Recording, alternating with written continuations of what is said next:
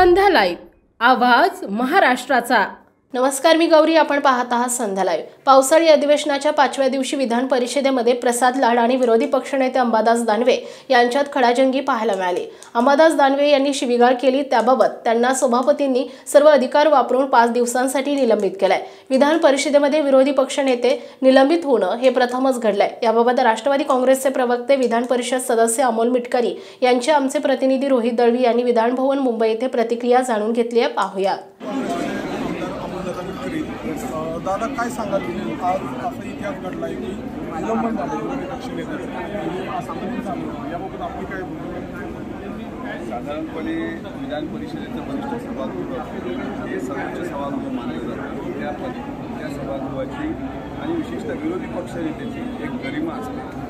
पण काल थोडासा वादयुद्ध झाला आणि त्या वादयुद्धामध्ये विरोधी पक्षनेते श्री अंबादास दानवेजी यांच्याकडून अपशब्द निघाला आणि अर्थातच तो अपशब्द सन्माननीय सदस्य प्रसाद लाड यांच्या आई बहिणीबद्दल होता आणि त्याच्यामुळे वरिष्ठ सभागृहामध्ये अशा प्रकारची वर्तणूक संविधानिक पदावर असलेल्या विरोधी पक्षनेत्यांकडून होणं मला असं वाटतं त्या सभागृहाच्या दृष्टीनं चुकीचं होतं आणि म्हणून माननीय उपसभापती नीलमताई गोरे यांनी सर्व अधिकार वापरून अर्थातच जे कॉन्स्टिट्युशनल राईट्स आहेत त्यांचं 5 दिवसापर्यंत निलंबन या माध्यमातून एक मेसेज पण महाराष्ट्रामध्ये आहे की विधिमंडळाच्या वरिष्ठ असो किंवा खालचं सभागृह असो यातल्या सर्व सन्माननीय सदस्यांनी त्या पदाची गरिमा राखली गेली पाहिजे।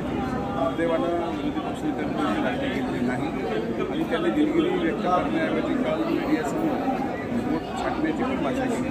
त्याच्यामुळे अर्थातच सगळ्या घडामोडींवर त्यांचं निलंबन झालं, तो एक मेसेज महाराष्ट्राला मिळाला असं मला।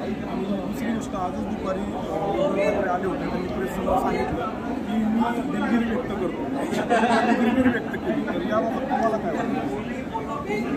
साहजिक आहे की जर एखाद्या आई बहिणीवर शेवटी त्यांच्या पण आईचा सर्व सन्मान करतात, मीनाक्षीताई ठाकरे किंवा कुठले छत्रपती शिवरायांच्या आईचं आपण नामस्मरण करतो, राजमाता जिजाऊ साहेबांचं, पण आई ती कुणाची असो, आपल्या महाराष्ट्राची संस्कृती आहे आणि एखाद्या आई बहिणीवर जर असा अपशब्द निघाला असेल त्याबद्दल त्यांनी मोठं मन दाखवून दिलगिरी व्यक्त केली। या भूमिकेबाबत मी त्यांचं स्वागत करतो।